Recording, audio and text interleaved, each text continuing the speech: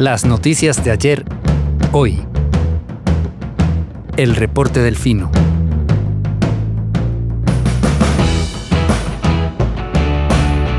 Hola, buenos días. Hoy es viernes 29 de mayo de 2026. Les saluda Eduardo Carmona y este es el último reporte de Diego Delfino de esta semana. De las vallas a la ONU. Delfino.cr. Nombramientos diplomáticos, memoria UCR y correos con prórroga.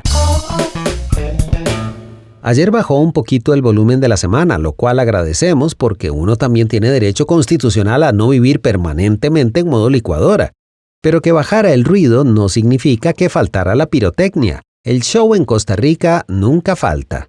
Arranquemos por lo más vistoso. El gobierno de Laura Fernández anunció nuevos nombramientos ante organismos internacionales y, entre nombres cero sorpresivos como Mario Zamora en la ONU Ginebra y Arnoldo André en la OEA, apareció el nombramiento realmente llamativo. Boris Marchegiani como embajador representante permanente de Costa Rica ante la Organización de las Naciones Unidas en Nueva York. Marchegiani no es cualquier figura, es empresario turístico, secretario general de Pueblo Soberano, principal contribuyente del partido en los últimos 2 años y responsable de financiar aquellas vallas que en 2025 pedían la renuncia de Rodrigo Arias, Orlando Aguirre, Carlo Díaz y Marta Acosta. Ajá, ese señor. No deja de ser curioso porque de ahí mandamos a Naciones Unidas a una figura que no solo fue donante relevante del partido oficialista, sino protagonista visible de una campaña pública de presión contra jerarcas de la Asamblea Legislativa, el Poder Judicial, la Fiscalía y la Contraloría. Diplomacia a nivel valla incendiaria.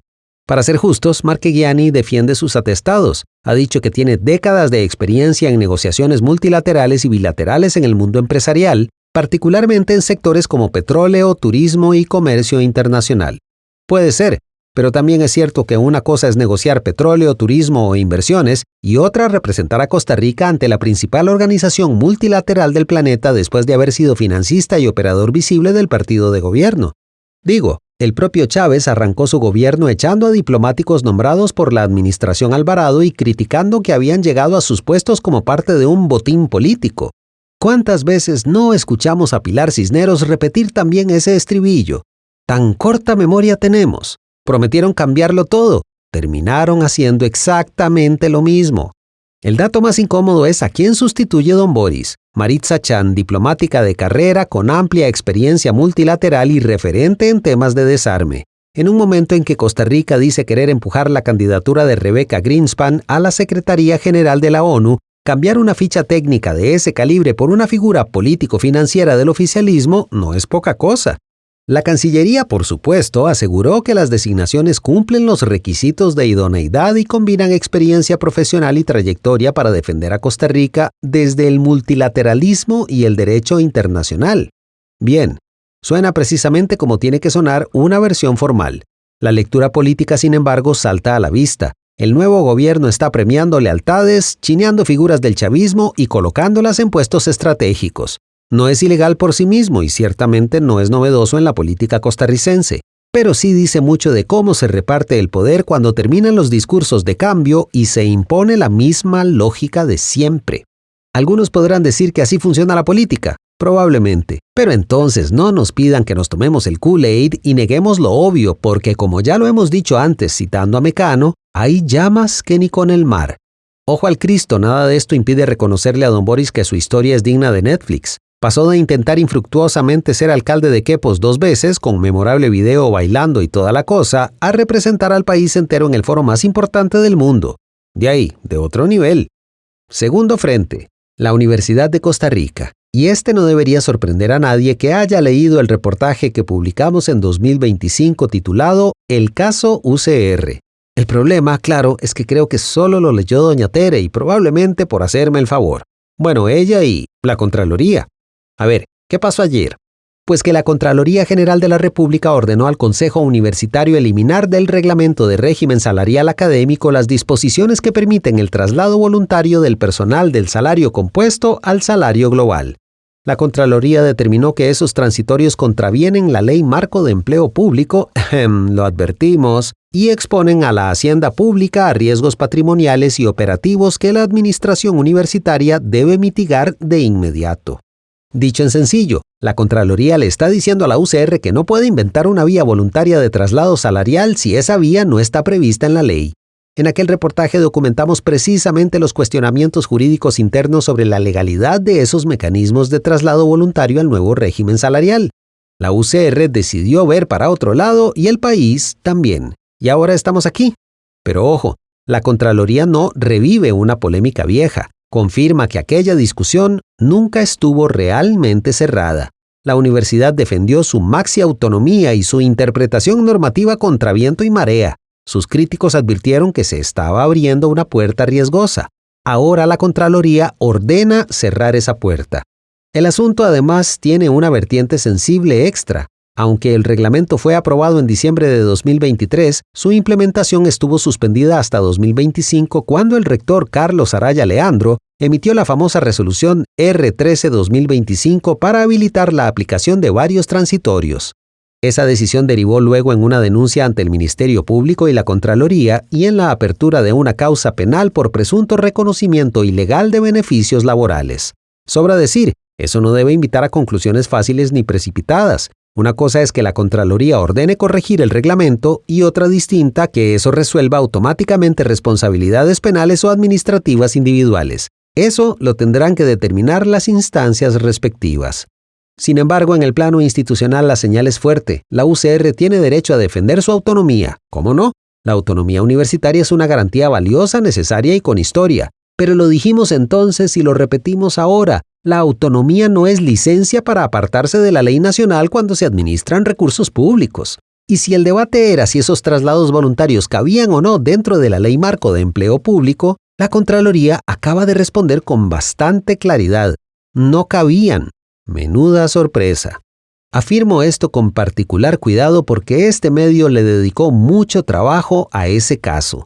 No se trata de celebrar ni de pasar factura. Se trata de recordar por qué el periodismo de seguimiento importa. A veces una alerta que en su momento incomoda, irrita o parece excesiva, meses o años después reaparece en lenguaje contralor, con oficio, plazo y orden de cumplimiento. Y cuando eso pasa, conviene tomar nota. Tercer frente, y este sí con implicación práctica para miles de personas en torno a un caso al que también le dimos amplia pelota. El Registro Nacional extendió hasta el 4 de septiembre el plazo para que las sociedades inscriban un correo electrónico como medio de notificación. Buena decisión, no brillante, no heroica, necesaria. El plazo vencía el 4 de junio, pero el propio registro reconoció que apenas 80.130 sociedades habían realizado el trámite y que todavía hay 294.806 pendientes. Además, el volumen de solicitudes se disparó en abril y mayo, superando la capacidad instalada del registro de personas jurídicas. ¡Vaya sorpresa! El punto es que si casi 300.000 sociedades siguen pendientes a una semana del vencimiento, el problema ya no es solo de usuarios dejando todo para el final, también es de diseño institucional. Y esto, me pesa decirlo, también lo advertimos. No es culpa de la gente haber confiado en que la institucionalidad iba a resolver su propia metida de patas y no es culpa de la gente no prever que al final cuidar la reputación de Fabricio Alvarado iba a importar más que cuidar el bolsillo de la ciudadanía. No se ahueven que ahora con el nuevo plazo de pronto sí se salvan. La Asamblea Legislativa tiene en trámite un proyecto para permitir que la inscripción del correo pueda realizarse sin acta notarial. Ese texto fue retrotraído a primer debate, ya se le aprobó un texto sustitutivo y podría votarse la próxima semana. Ojalá avance, porque esto no debería ser una odisea jurídica, debería ser un trámite digital razonable. En resumen, prórroga, bien. Proyecto para eliminar el cuello notarial, mejor. Y la lección para futuras reformas, digitalizar no es agarrar un trámite sencillo, ponerle solemnidad de protocolo y luego sorprenderse cuando medio país pega el grito al cielo y llega corriendo al cierre. En fin, como decíamos, un jueves más tranquilo, pero no vacío.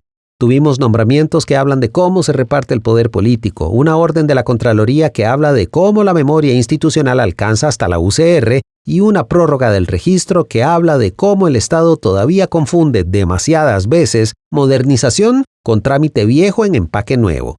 3 temas distintos, una misma advertencia. Las formas sí importan. Importa a quién se manda a representar al país. Importa cómo se diseña un régimen salarial con recursos públicos. Importa cómo se obliga a una sociedad a registrar un correo electrónico. Importa la técnica, importa la transparencia, importa la proporcionalidad. Importa no usar la palabra modernización como perfume para tapar decisiones discutibles. En una semana en que ya vimos gritos, bloqueos, desconvocatorias, vallas recicladas en pasaporte diplomático, órdenes contraloras y correos que requieren notario, tal vez sea necesario repetirlo bajito por si alguien todavía está escuchando. Modernizar no es solo moverse más rápido, también es hacerlo mejor. Delfino.cr. A continuación, más contenidos en Delfino Más. Hoy en Barra de Prensa. José Miguel Villalobos cuestiona regla de reelección de magistrados del TSE y anuncia proyecto exprés para reformarlo. El diputado oficialista José Miguel Villalobos Umaña cuestionó este jueves el mecanismo de reelección de las magistraturas del Tribunal Supremo de Elecciones, TSE, mediante el cual los jueces electorales permanecen en su cargo a menos que 15 magistraturas de la Corte Suprema de Justicia dispongan lo contrario. Según el legislador, esa medida introducida en el Código Electoral del 2009 es inconstitucional, por lo que presentará un proyecto de ley para eliminarlo y anunció que no solo pedirá que sea convocado a sesiones extraordinarias, sino también dispensado del trámite de comisión. Mientras tanto, el plenario aprobó en primer debate un proyecto que declara el espejo de agua del Arenal como área silvestre protegida y regula actividades turísticas, pesqueras y acuícolas bajo criterios de uso sostenible. Esto y más, hoy en Barra de Prensa. Delfino.cr. En el reporte internacional. 341 años después, Francia deroga su ley esclavista.